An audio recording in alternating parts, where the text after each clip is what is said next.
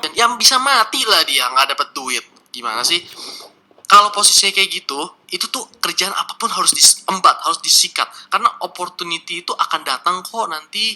Gak usah nunggu-nunggu yang terbaik. Gak akan ada kesempatan yang terbaik. Jadi kalau lu kepepet, lu nggak ada kerjaan, ya udah lu ambil aja kerjaan apapun itu. Yang penting masih halal ya. Masa sih lu harus maksa diri lu sesuai passion lu? Lah kalau tadi misalkan lu udah kekeh banget, lu udah maksa banget, gue passionnya di fashion design, belum tentu loh ketika lu lakukan data input misalkan, ternyata lu lebih berbakat di situ, ternyata data input asik juga ya, orangnya lebih objektif, nggak kayak fashion design subjektif penilaiannya, entah ini dressnya kepanjangan lah, atau birunya kurang biru, merahnya kurang merah, yang subjektif semua, terus revisi terus. Ternyata data input enak loh. Kalau gue ngerjain A, B, C, dan hasilnya balance, itu gue udah bener, dan gue udah bisa, dan ini gampang banget. Dan gue ternyata punya talentanya di sini, dan asik juga ternyata. Nah, kalau lu dari awal udah idealis, lah gimana? Lu gak? Nah, baiklah, itu sedikit tentang bagaimana tentang kesempatan dan keadaan yang tertekan dan desakan itu yang akan membuat kita semangat untuk memulai suatu hal, terutama dalam kemauan kita, memacu kemampuan kita, adalah kita untuk kalau dalam dunia bisnis dia mampu untuk nekat deh lakukan bisnis itu. Nah, karena bakat itu sudah tidak pernah ada, yang ada hanyalah pengulangan dari pengulangan jatuh, dan diulangi terus menerus, sehingga selalu mindset positif. Karena itu adalah impact yang akan ditimbulkan. Seperti apa? Kita ini ibarat gadget. Nah, kita butuh update software sewaktu-waktu dalam jangka waktu tertentu. Nah, kalau kita nggak update software seperti komputer itu, kita nggak akan sesuai dengan zaman, sehingga keadaan di sekeliling kita tuh berubah secara dinamis. Kemudian mau nggak mau pasti berubah, kita ngikutin arah perkembangan zaman itu.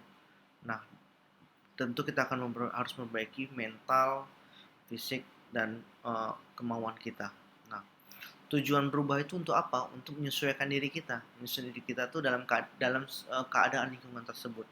Nah, maka kadang di dalam hidup ini yang makin gampang, kemudian tapi kita bukan hidup tuh yang makin gampang, tapi kita lah yang sebenarnya beranjak untuk semakin kuat gitu.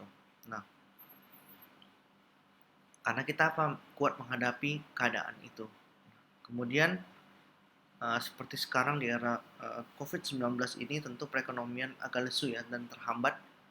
Nah, banyak yang kehilangan nafkah, tapi juga yang bangkit, yang mendapatkan momentumnya, seperti dia buka usaha, seperti berinvestasi, seperti menabung, mengkonversi uang ke emas untuk tabungannya. Nah, intinya kita tuh jangan pernah mau kalah sama teknologi yang terus berkembang. Nah, kita harus selalu upgrade skill kita. Karena upgrade skill itu merupakan investasi ilmu. Nah, dan juga yang dipraktekkan kan ilmu itu. Jadi kita harus belajarlah ibarat menjadi gadget tersebut. Nah, baiklah, kita lanjutkan lagi.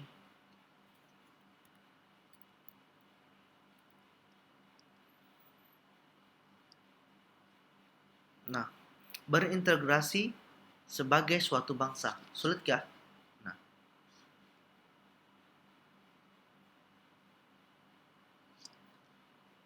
bangsa yang mampu membangun integrasi nasionalnya akan memperkokoh rasa persatuan dan kesatuan bangsa-bangsa yang ada di dalamnya. Integrasi nasional merupakan salah satu tolak ukur persatuan dan kesatuan bangsa. Nah, itu penjelasannya. Nah, kemudian kalau kita lihat dalam bersatunya bangsa, konsep dan urgensi integrasi nasional ini yang berarti kalau kita tengok integration dalam bahasa Inggrisnya, yang berarti kesempurnaan atau keseluruhan. Nah, kata ini berasal dari bahasa Latin integer. Integer yang berarti utuh atau menyeluruh. Nah, berdasarkan arti etimologisnya itu, integrasi dapat diartikan sebagai pembauran, pembauran hingga menjadi kesatuan yang utuh atau bulat. Nah, kemudian ada nation yang kedua. Nation itu artinya bangsa sebagai bentuk persekutuan dari orang-orang yang berbeda latar belakangnya. Nah, berada dalam suatu wilayah di bawah suatu kekuasaan politik. Nah, ini adalah dua hal konsep urgensi integrasi nasional tersebut. Nah, jadi ini pengertiannya pembauran dan persekutuan yang berbeda latar belakangnya. Kita lanjutkan lagi. Kalau kita lihat, baik lagi ya, dalam tatanan masyarakat atau penjelasan integration dan nation ini, kita perhatikan bagaimana apabila ada anggota atau masyarakat yang merasa bahwa mereka berhasil saling mengisi kebutuhan satu dengan yang lainnya. Nah, itu adalah hubungan sosial kan.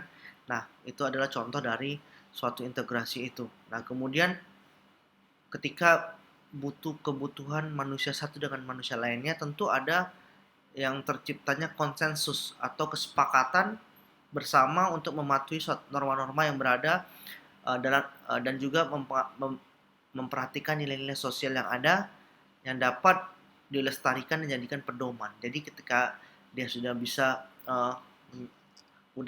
sebuah anggota masyarakat, kemudian anggota masyarakat itu bersatu dan saling mengisi satu kebutuhannya, misalnya saling bermuamalah satu dengan yang lainnya, maka dia akan tercipta konsensus tersebut, kesepakatan yang disepakati bersama, sehingga di situ menghasilkan norma-norma yang disepatuhi dalam kesepakatan itu atau konsensus itu, dan adanya nilai-nilai sosial di sekitar lingkungannya sehingga bisa dijadikan suatu pedoman tersebut.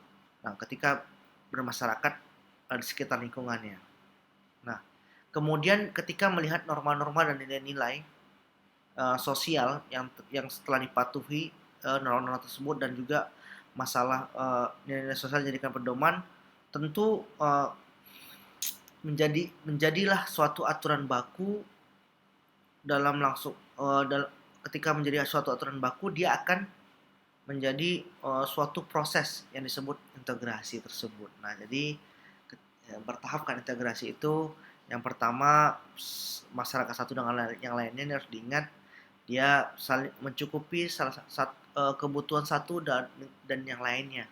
Nah, yang kedua, adanya konsensus, kesepakatan bersama untuk mematuhi aturan dan norma-norma di sekitar tempat dia tinggal atau di wilayah yang dia kuasai atau yang dia tempati.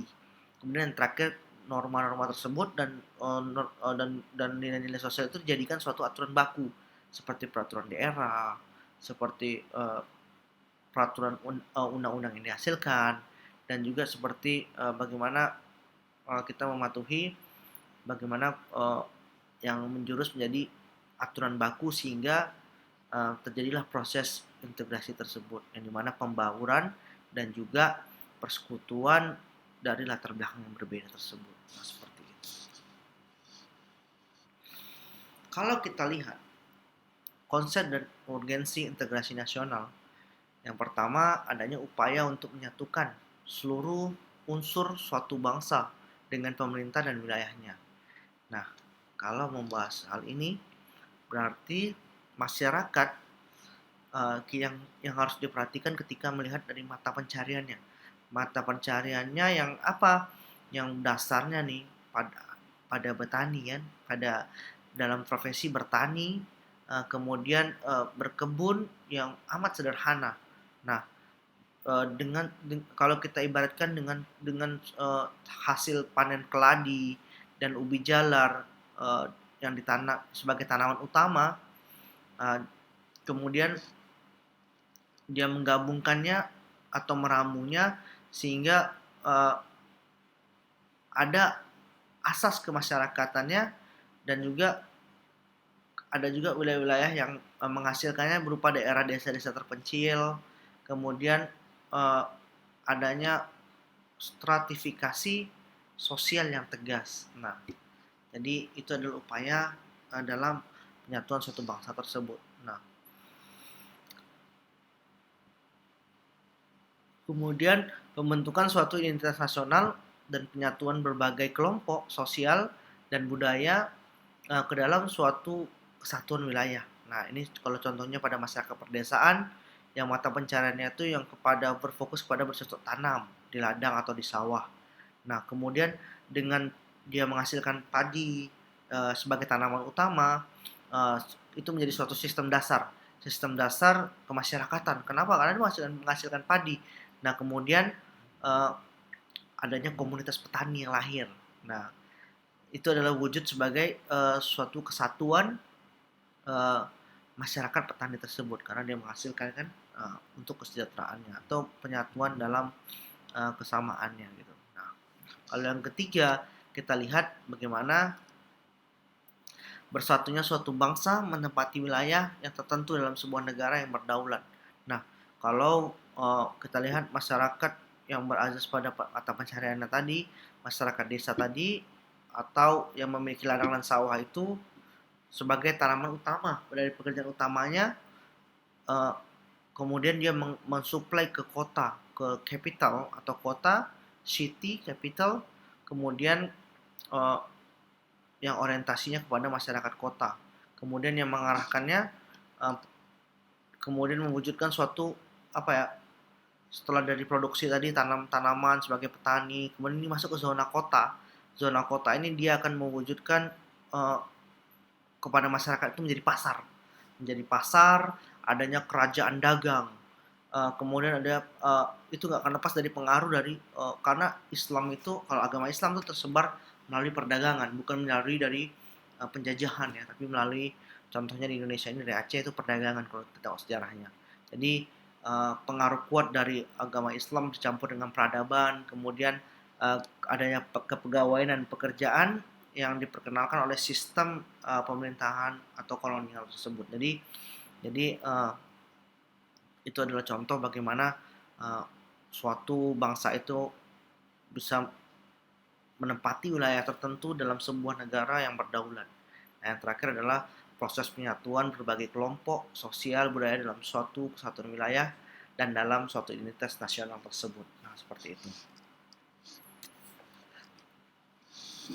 Nah, kalau kita lihat ini adalah national integration is the awareness of common identity amongst the citizens of a country. Jadi intinya integrasi nasional itu adalah kesadaran akan identitas bersama di antara warga negara. Jadi dia paham identitas dari warga negara Indonesia ini yang berproses ya dari desa menyatu dia menghasilkan bercocok tanam sehingga menghasilkan suatu padi tadi dan kemudian panen sehingga dijual ke pasar atau ke kota dan menghasilkan lagi tatanan masyarakat yang berdagang setelah jadi petani tadi tersebut sehingga ini berarti bahwa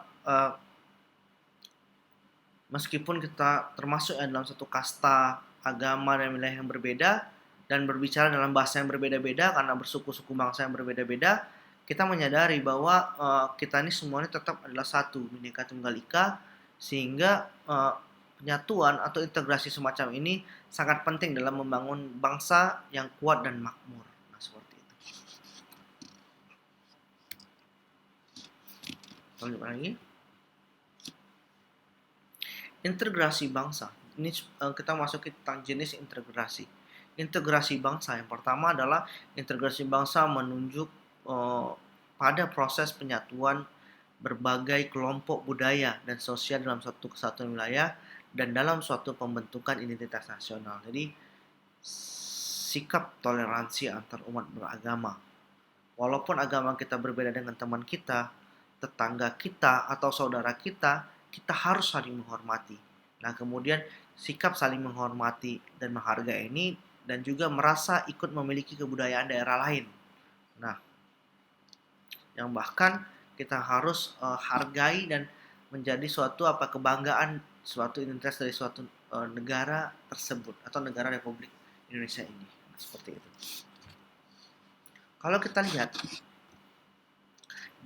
setelah kita tengok dalam tadi masalah integrasi bangsa yang dimana saling menghormati dan toleransi tadi dan menghargai tadi, sikap menghargai, kita tengok dari integrasi wilayah yang dimana integrasi wilayah ini menunjuk pada masalah pembentukan wewenang kekuasaan nasional pusat di atas unit-unit sosial yang lebih kecil yang beranggotakan kelompok sosial budaya masyarakat tertentu. Nah, bagaimana tentang integrasi wilayah ini? Nah, kalau kita lihat bagaimana kita sebagai seorang pelajar yang selalu ingin berprestasi pada dasarnya. Nah, jadi itu adalah bentuk dari kepuasan kita dalam belajar. Kemudian kalau kita lihat dalam integrasi wilayah ini, bagaimana pertentangan yang terjadi di antara kaum buruh di sebuah pabrik contohnya. Nah, kemudian adanya penuntutan untuk kenaikan gaji oleh buruh, kemudian atau dituntutnya keluar tunjangan hari raya tersebut. Nah, ini adalah bentuk dari contoh bagaimana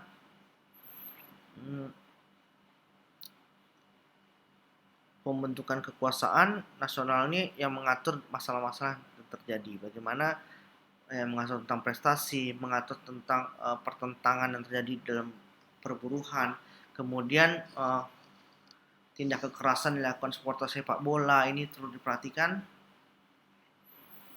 Nah, kemudian tawuran antar pelajar ini termasuk integrasi wilayah yang kerap terjadi di ibu kota Jakarta. Kemudian pertentangan dalam hubungan sosial di negara kita yang kita pahami seperti Papua yang masih terjadi konflik atau yang diklaim oleh negara lain, negara-negara memiliki tempat harta karun atau tambang emas yang menjadi perburuan dalam suatu pengembangan suatu upaya dari jajahan tersebut. Nah, seperti itu.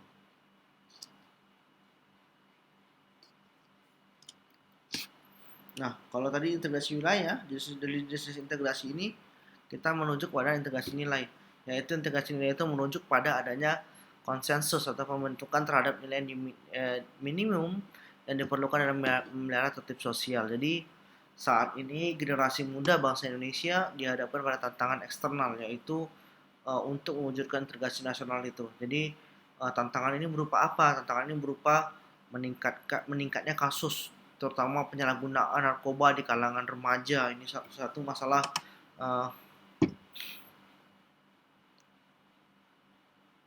diperlukan tata tertib yang memelihara tata tertib sosial itu. Jadi kemudian perkembangan dunia yang semakin mengglobal. Nah, globalisasi munculnya pro kontra dalam proses hukuman mati, dalam eksekusi hukuman mati. Kemudian pemberantasan korupsi yang terjadi itu dalam pemerintahan itu sangat sulit ya, atau karena itu adalah kejahatan yang luar biasa atau extraordinary crime. Kemudian melemahnya nilai-nilai sosial bangsa dalam diri anak muda tersebut, sehingga banyak hal yang perlu diperhatikan dalam memelihara tata tertib sosial tersebut. Nah, seperti itu.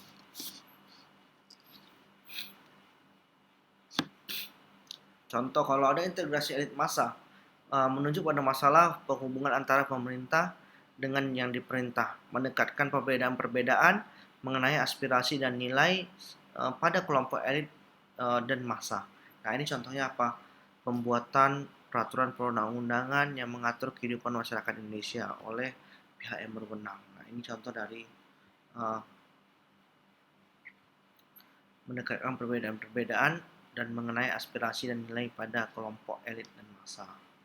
Adanya aturan perundang-undangan yang hadir tersebut. Nah, jadi kalau kita nengok dari integrasi perilaku, nah ini integrasi tingkah laku ini perilaku integratif menunjuk pada penciptaan tingkah laku yang terintegrasi yang diterima demi mencapai tujuan bersama. Nah, integrasi tingkah laku ini contohnya apa?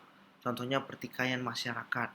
Nah, perilaku yang menyimpang dan juga tawuran pelajar. Nah, itu yang paling terjadi. Eh, Suka sama jenis, kemudian tawuran, mungkin narkoba, pertikaian di antara masyarakat. Nah, seperti itu hal-hal yang menjadi integrasi perilaku yang perlu diperhatikan dalam penyatuannya. Nah, seperti itu. Nah, kalau kita lihat dalam realitas nasional, integrasi nasional itu dapat dilihat dari tiga aspek: integrasi politik, integrasi ekonomi, dan integrasi sosial budaya. Nah, yang pertama adalah integrasi vertikal dan integrasi horizontal. Nah, kalau kita lihat kekuatan politiknya ini bagaimana yang memungkinkan terjadinya penyatuan kelompok yang berbeda. Nah, di masyarakat atau wilayah ke dalam organisasi politik yang bisa bekerja sama untuk menjaga kesatuan Republik Indonesia tersebut. Nah, kalau integrasi politik itu. Nah, integrasi ekonomi itu adalah bagaimana terjadinya saling ketergantungan antar daerah dalam upaya memenuhi kebutuhan hidup rakyatnya. Adanya saling ketergantungan menjadikan wilayah dan orang-orang yang berbagai latar ini akan mengadakan kerjasama dan saling menguntungkan dan sinergis. Nah, jadi intinya integrasi ekonomi ini adalah pencabutan hambatan-hambatan ekonomi sebenarnya di antara dua atau lebih perekonomian negara ini. Nah, yang terakhir adalah integrasi sosial budaya, yaitu proses penyesuaian unsur-unsur yang berbeda dalam masyarakat sehingga menjadi suatu kesatuan. Nah, integrasi sosial budaya ini adalah bagaimana penyatuan dan menyatukan bangsa tersebut. Nah, dengan belajar bagaimana tentang budaya antar suku yang menjadi suatu perbedaan itu yang nikmat kalau diperhatikan. Nah, seperti itu dalam proses bernegara. Nah, kalau kita lihat menurut Myron Weiner dalam Surbekti menjelaskan dalam negara merdeka faktor pemerintah yang berkeabsahan atau legitimate merupakan hal penting bagi pembentukan negara-negara. Hal ini disebabkan tujuan negara hanya akan dapat dicapai apabila mendapat terdapat suatu pemerintah yang mampu menggerakkan dan mengarahkan seluruh potensi masyarakat agar mau bersatu dan bekerja sama.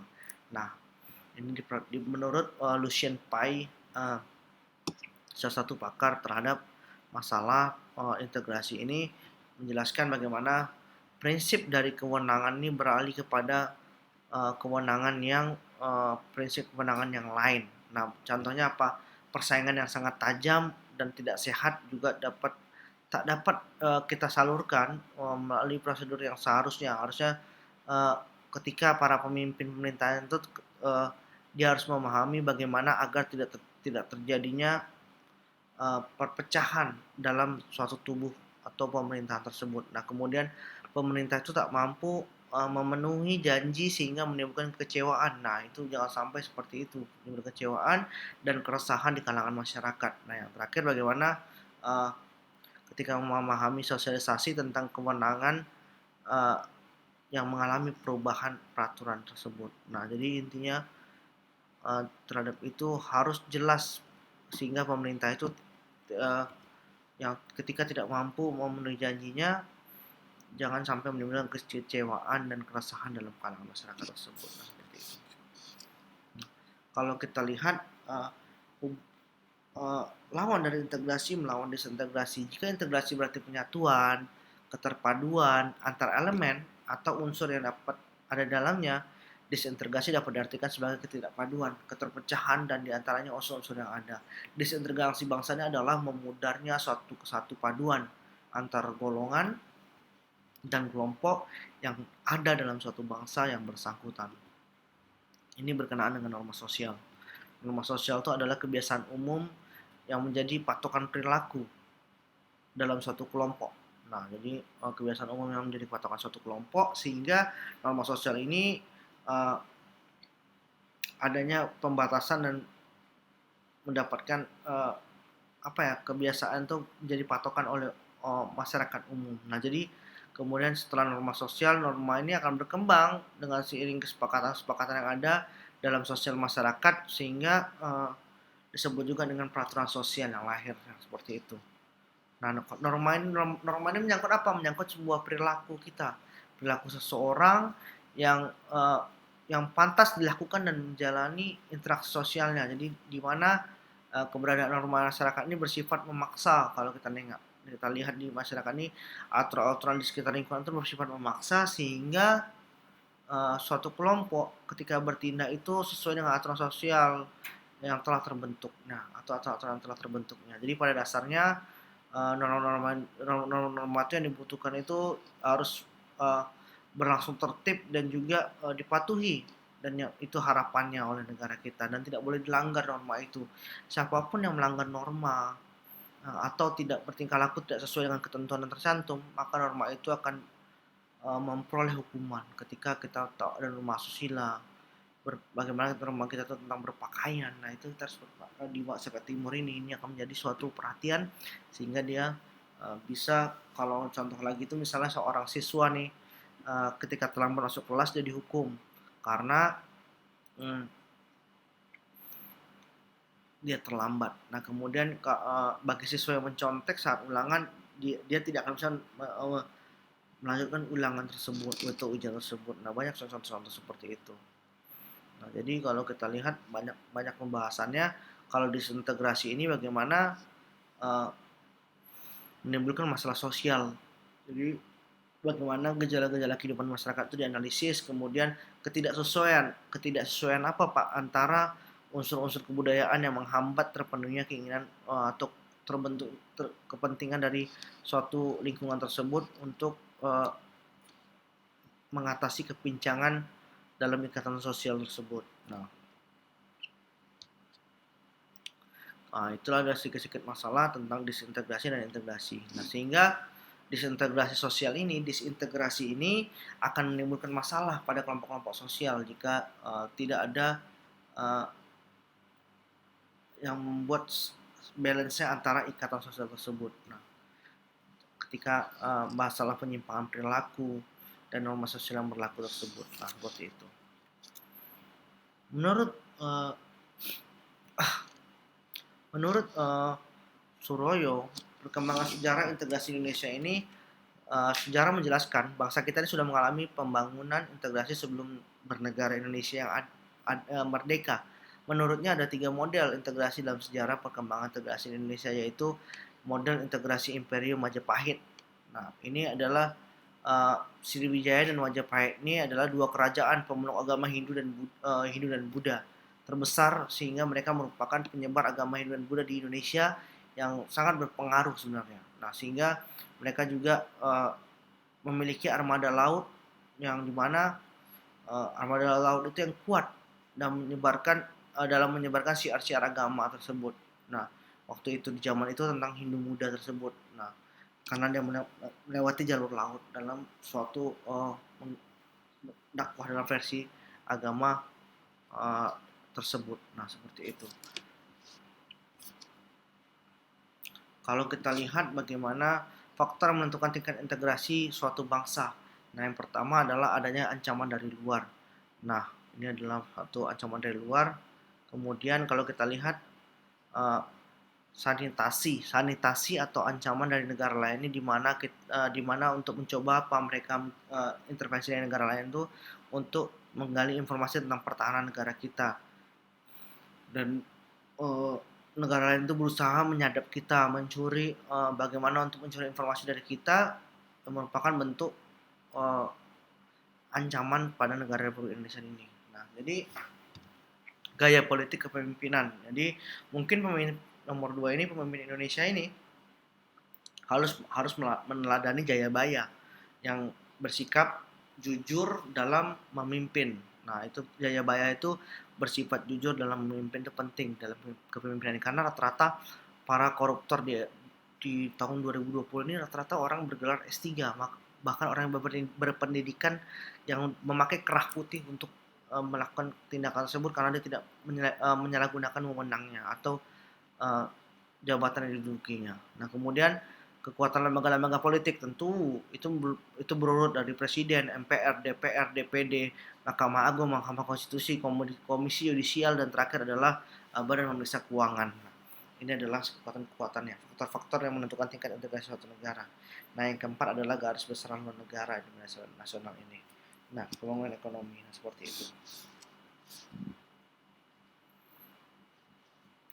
Proklamasi kemerdekaan RI itu jelas merupakan proses integrasi bangsa. Integrasi bangsa itu diperlukan guna membangkitkan kesadaran akan identitas bersama, menguatkan identitas nasional dan membangun kesatuan bangsa. Nah, seperti itu. Nah, jadi ada satu kutipan dari Pramudia Anantatur, bagaimana demokrasi ini suatu sistem yang indah. Engkau boleh memilih pekerjaan yang engkau sukai, engkau mempunyai hak yang sama dengan orang lainnya, dan demokrasi itu membuat aku tak perlu menyembah dan menundukkan kepala kepada presiden atau menteri atau pada yang lainnya. Sungguh ini suatu kemenangan demokrasi. Dan engkau boleh berbuat sekehendak hatimu, tapi bila masih berada dalam lingkungan dan batas hukum. Tapi kalau engkau tak punya uang, engkau akan lumpuh dan tidak bisa bergerak. Di negara demokrasi, engkau boleh membeli barang apapun yang engkau sukai. Tapi kalau engkau tak punya uang, engkau hanya boleh menonton barang yang engkau inginkan itu. Inilah semacam kemenangan demokrasi. Nah, dari Pramudia Anantatur dalam Bukan Pasar Malam. Nah, mungkin itu adalah sedikit materi pada hari ini. Dan kita akan lanjutkan perkuliahan kita pada Google Classroom dan Telegram. Nah, mungkin itu saja pada pertemuan hari ini. Kita cukupkan dengan doa kafaratul majelis, karena setiap majelis yang terbuka kita mengharapkan keberkahan ilmu. Dan juga kalau bagaimanapun kita selalu bersyukur karena Allah mudahkan, Allah Ta'ala, Allah Azza wa Jalla, Allah Mutakabbir, Allah Ar-Razzaq, memberi rezeki, Allah Maha melihat yang bisa memudahkan kita dalam proses belajar mengajar ini, dan keberkahan ini karena Allah Azza wa Jalla. Semua yang benar itu pasti datang dari Allah, semua kekurangan pasti datang dari materinya, yang kurang pasti materinya dan isi materi pada hari ini. Nah, mohon maaf atas penyampaian yang agak terburu-buru, tapi inilah mungkin bisa mereview kembali video ini, dan juga kita akan tutup majelis dengan mengharapkan keberkahan dengan doa kafaratul majelis. Subhanakallahumma wa bihamdika asyhadu an la ilaha illa anta astaghfiruka wa atubu ilaik. Assalamualaikum warahmatullahi wabarakatuh.